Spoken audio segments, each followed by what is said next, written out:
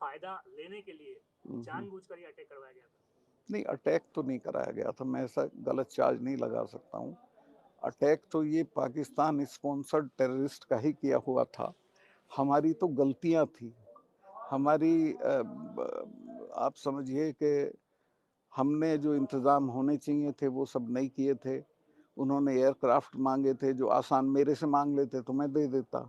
उन्होंने home ministry से मांगे 4 महीने तक, अकॉर्डिंग टू भास्कर में न्यूज़ है वो, 4 महीने तक वो चिट्ठी पड़ी रही, कोई जवाब नहीं दिया, उनको जहाज़ नहीं दिए। फिर वो सड़क से आए, फिर वो सैनिटाइज नहीं हुआ था रूट।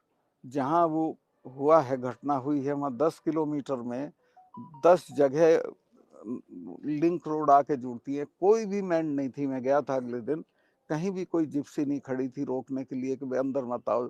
नियम ये है कि जब ये चला जाता है कारवां तब लोग सड़क में घुसते हैं। वहाँ सब फ्रीली घुस रहे थे, फ्रीली वो घुस गया जिसने मारी गाड़ी।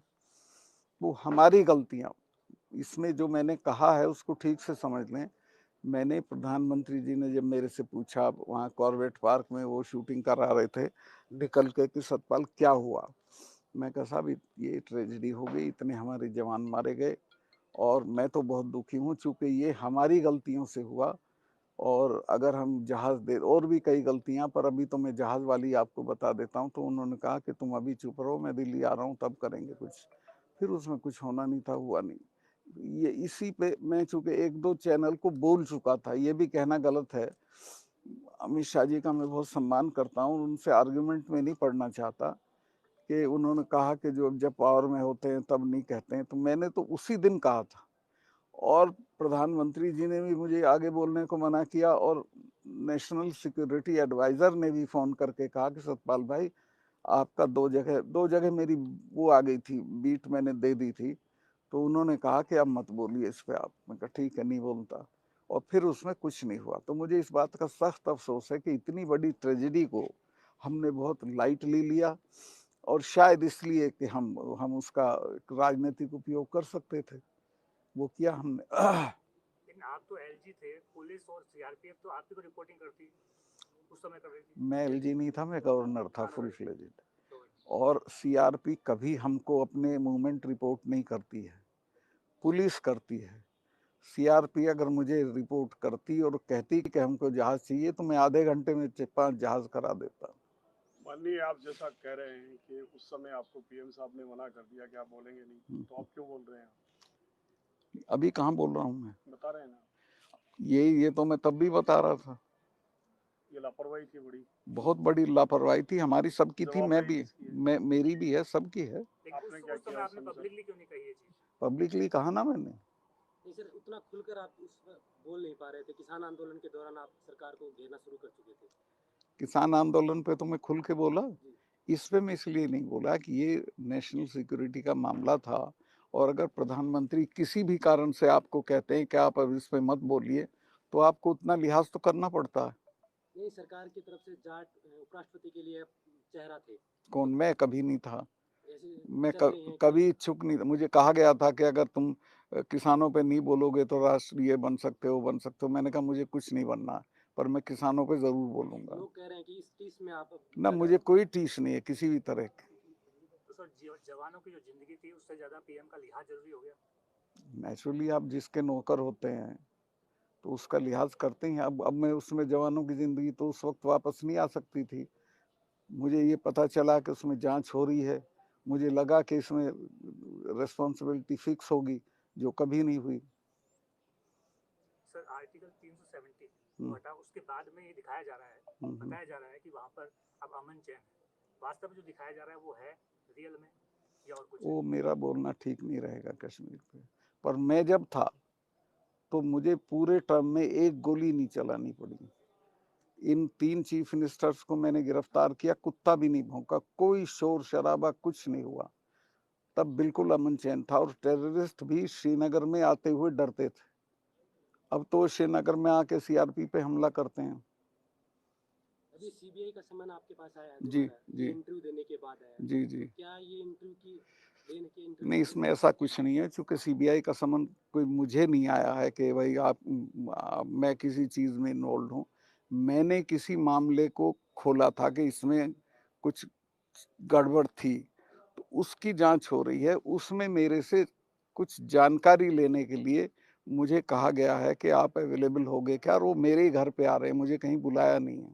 तो अभी आपसे कुछ लोग, संगठन के लोग मिलने आ रहे थे दिल्ली में, उनको भी गिरफ्तार किया गया था, फिर आप थाने में गए थे, वो क्या? वो तो असल में ये जो हमारे यहाँ खाप सिस्टम है, पता नहीं आपके यहाँ है, तो आपके यहाँ भी यहाँ नहीं, यहाँ नहीं है। मील खाप तो है, कोई रेयर मानो, बाकी खाप खाप आपके नहीं, हरियाणा और यूपी में ही है। खाप है हमारे यहाँ।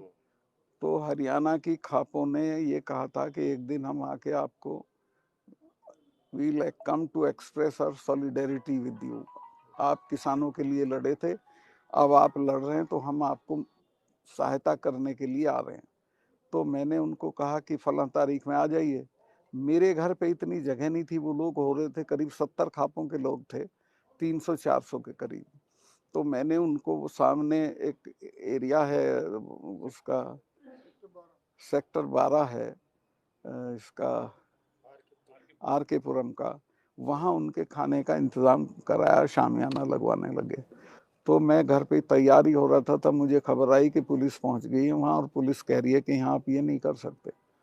मैं गया तो पुलिस के बड़े अफसर भी थे, डीसीपी, एसीपी, और उनका सब हमें हुक्म है आपका, ये हम यहाँ नहीं होने देंगे। मैं कहा भाई क्यों नहीं होने दोगे, खाना ही तो बना रहे हैं, खाना तो कहीं भी बना के नहीं, ये डीडीए का पार्क है, आपने इजाज़त नहीं ली, और इजाज़त में लेता तो वो देते नहीं।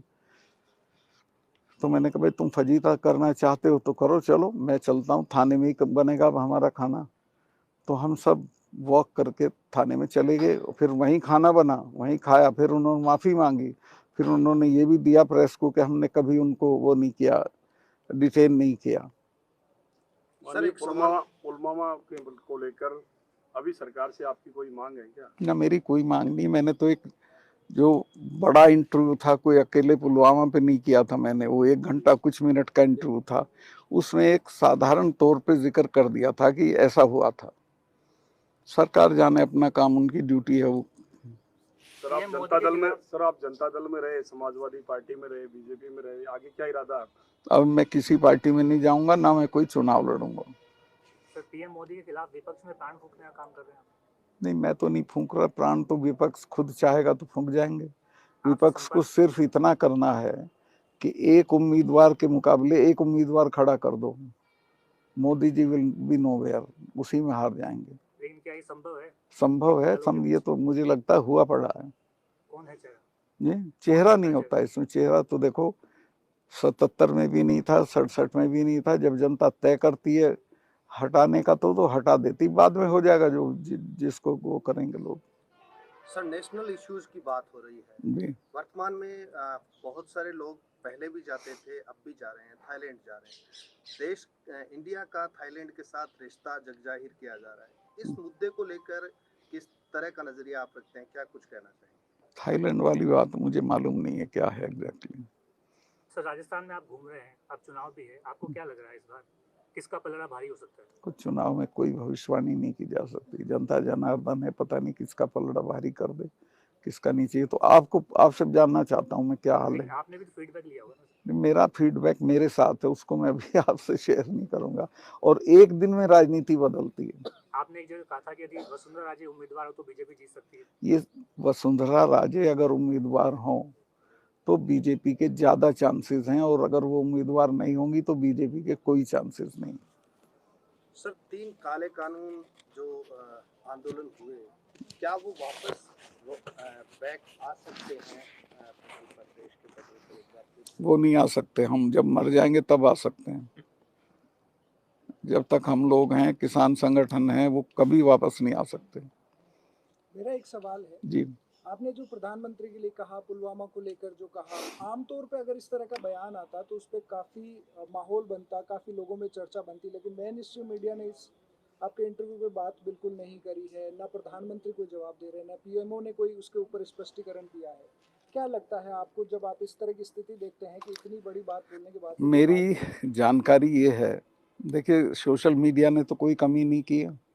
मेरी जानकारी ये है कि उसी शाम पीएमओ में बुला के नेशनल मीडिया के इम्पोर्टेंट लोगों को ये कह दिया गया था कि एक लाइन नहीं जानी चाहिए इसकी। और 8 दिन से अतीक चल रहा है, ये नहीं चल रहा। वो तो सोशल मीडिया है वो उठाए हुए, तो उसको तो आप रोक नहीं सकते हैं। सर एक सवाल ये है, जी। आपने पुलवामा का मैटर उठाया, बिना युद्ध के नौजवानों की जो है शहादतें हो रही हैं, उसको लेकर आप क्या सोचते हैं? क्या सरकार गंभीर है, क्या कुछ कर रही है? नहीं, उसमें तो जो करना चाहिए वो नहीं कर रही है। मैं तो सबसे पहले तो ये जो इन्होंने शुरू किया है अग्निवीर, मैं इसका आलोचक हूँ, ये गलत है। ये फौज को खत्म करने का दो साजिशें हैं सरकार की। खेती खत्म कर दो, खेती को बिना मुनाफे की कर दो ताकि किसान छोड़ भागें, और फिर इसको कॉरपोरेट को दे दो। इसी तरह से इनके बच्चे फौज में जाते थे, फौज को निरर्थक कर दो। अब ये बताइए 4 साल के लिए कौन अपनी जान देने जाएगा? मजबूरी में नौकरी के लिए वो चला जाएगा, पर उसमें वो जज्बा होगा क्या जो होता है? तो राहुल गांधी की जो सदस्यता खत्म की गई है जी। संसद से, उस पर आपकी क्या टिप्पणी रहेगी? क्या वो इलीगल है? नहीं, लीगल तो वो जल्दबाजी में किया, उसको टाइम देना चाहिए था सॉरी ऊपर कोर्ट में जाने के लिए। सबसे खराब काम हुआ है कि उसको पार्लियामेंट में अपना पक्ष रखने की अनुमति नहीं दी गई स्पीकर की तरफ से, जो उसका अधिकार था।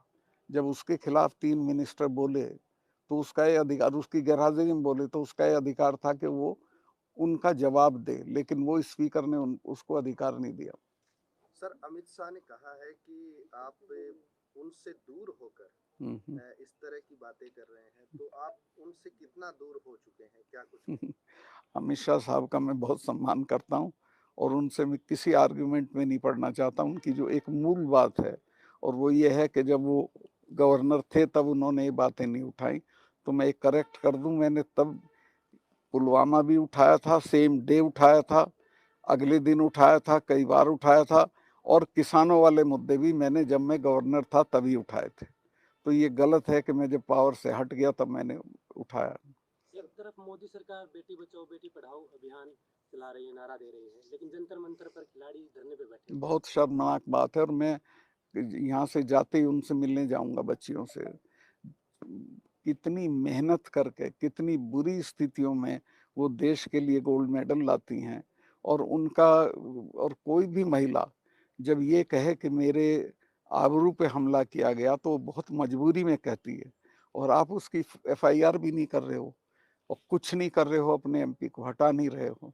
रहते हुए आपके कई बार ऐसे बयान है जो ताल्लुक नहीं रखते थे सेंट्रल गवर्नमेंट से, जी। उसके बाद भी कभी इस तरह का कोई दबाव नहीं बनाया गया कि आप इस्तीफा दे दीजिए या आप को हम हटा देंगे? मैं तो जब प्रधानमंत्री से मिलने जाता था इस्तीफा जेब में रख के जाता था, अगर मेरे से एक बार भी मांगते, चूंकि मैं इस बात का आभारी हूँ कि उन्होंने ही मुझे बनाया, और खास तौर से अमित शाह जी का इस्तीफा। लेकिन मुझे एक आध लोगों ने सलाह दी कि तुम बेवकूफ़ी मत करना, बिना मांगे मत देना, मांगे तो देना। सर राजनाथ सिंह एक बड़ी शख्सियत भारतीय जनता पार्टी में है, फिलहाल उनके करियर को लेकर आप क्या सोच रहे हैं? किस तरफ करियर जा रहा है? क्योंकि आप भी काफी बीजेपी के अंदर काफी बड़ी शख्सियत माने जाते हैं। नहीं, मैं उनके करियर पे कैसे कमेंट कर सकता हूँ? वो प्रधानमंत्री के सीरियस उम्मीदवार हैं और उनके भाग्य में होगा तो हो जाएंगे। सर, 2 चूंकि वो फाइलों पर हस्ताक्षर का मुद्दा छाया हुआ था, एक का नाम आपने लिया था, दूसरा कौन है सर जो संघ से जुड़े हुए? देखिए, ये 2 फाइलें नहीं थी, 2 मामले थे। एक था इंश्योरेंस का और एक था एक हाइडल प्रोजेक्ट का। तो हाइडल प्रोजेक्ट में संघ का कोई आदमी नहीं था। हाइडल प्रोजेक्ट में जो आदमी था वो प्रधानमंत्री जी के काफ़ी नज़दीक है। वो मैंने उन्होंने ही मेरे से कई बार कहा था, भाई तुम उससे मिले नहीं मिले, हंसी। दूसरा जो इंश्योरेंस का मामला था उसमें, और ये करेक्ट कर लें, आपके सामने कह रहा हूँ, फिर आप कहेंगे, मुझे किसी ने कोई ब्राइब ऑफर नहीं की थी। मुझे अफसरों ने बताया था कि इनमें इतना रुपया है, इन दोनों केसेस में इतना रुपया इन्वॉल्व है, यानी किसी को मिलेगा। तो खैर वो तो दोनों कैंसिल हो गए, इसलिए वो ना मिला ना सवाल उठा। लेकिन ये जो थे RSS वाले अपने राम माधव जी, जिस दिन मैंने कैंसिल किया इंश्योरेंस वाला, उसके अगले दिन सवेरे बिना नहाए धोए मेरे घर आ गए और मैं भी नहीं नहाया, 7 बजे थे। तो खैर मैं शिष्टाचार में उनसे मिला, मैं को बताओ भाई साहब क्या है? तो उन्होंने कहा कि वो कैंसिल कर दिया क्या? मैं कहा मैं तो कैंसिल कर दिया। कहने चिट्ठी चली गई। मैं कभी पूछता हूँ, मैंने चीफ सेक्रेटरी को फ़ोन करके पूछा कि उसकी चिट्ठी चली गई क्या? कहें जी वो तो रात ही चली गई। तो वो काफ़ी व्यथित हुए और चले गए फिर। बस इतनी हमारी बात थी। उन्होंने ना कुछ मुझे ऑफ़र किया, ना मैंने उन्हें कुछ ऑफ़र। सर अंतिम पर सवाल उनकी उसमें दिलचस्पी थी कि वो हो। खबरें तो ये चली थी 300 करोड़ का ऑफर दिया गया, 150 करोड़ था दोनों में। दोनों मिला के दोनों में 150 करोड़ था और ये पूरे टॉक ऑफ द टाउन थी। ये ऑफर मिला था आपको? जी ऑफर आया था? नहीं, मुझे नहीं आया किसी का, मैं झूठ नहीं बोलने का, किसी का ऑफर नहीं आया मुझे। जैसे किसान आंदोलन में राकेश टिकैत की संपत्ति को लेकर मीडिया में कई बार डिबेट चली थी, उनके परिवार की संपत्ति को लेकर। ऐसे ही ये बयान देते ही आपके बेटे को लेकर ऐसे कई डिबेटें चल रही हैं कि उनके पास इतना पैसा है, आपके पास इतना मेरे बेटे के पास? हाँ। वो बेचारा तो कमा के, वो डिजाइनर है, काम करता है और खाता है, उसको क्यों लाते हो उसमें? जैसे मीडिया मेन स्ट्रीम में चला है स्टोरी चल रही है। नहीं, कोई नहीं, कहीं नहीं देखी मैंने, आप ही कह रहे हैं। सर अगले साल लोकसभा चुनाव है, क्या देख रहे हैं? बीजेपी का भविष्य कैसा लग रहा है आपको? मैं तो विश करता हूँ उनको ठीक रहे, पर कुछ राजनीति का और चुनाव का कोई पता नहीं होता क्या होगा। जो मौजूदा परिस्थितियां हैं उसमें क्या लग रहा है आपको? मौजूदा परिस्थितियां उनके लिए कठिन है, उनको कुछ चीज़ों को करना पड़ेगा। एक तो अडानी वाला मामला जो है, उससे प्रधानमंत्री को हाथ धोने पड़ेंगे। अभी तक उन्होंने जवाब नहीं दिया। पार्लियामेंट में भी वो बोले तो अडानी पे नहीं बोले हैं। उसको अगर नहीं करेंगे तो नुकसान हो जाएगा।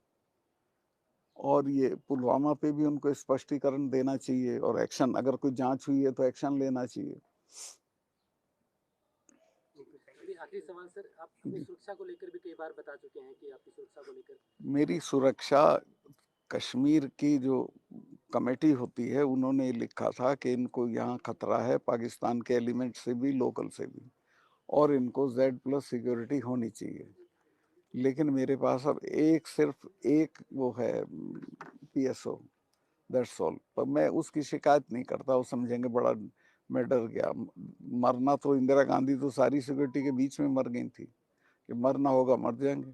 सर जातिगत जनगणना के बारे में? जातिगत जनगणना जरूर होनी चाहिए। होनी चाहिए।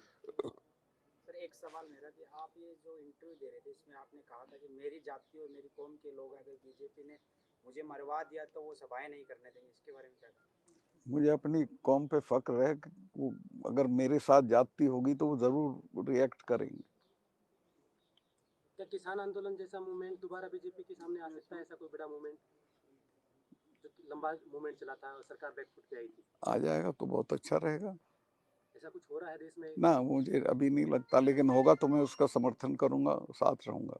ठीक है सर, धन्यवाद। को लेकर जो कमेटी बनी थी वो आज तक नहीं बनी सर। वो जो कमेटी बनी थी उसका अध्यक्ष वो आदमी था जिसने काले कानून ड्राफ्ट किए थे। तो इसी वजह से किसान संगठन उसमें गए ही नहीं, और उस कमेटी ने मुझे लगता अभी तक कुछ नहीं किया, लंच भी नहीं किया किसी दिन, कोई एक्टिविटी उसकी नहीं आई है।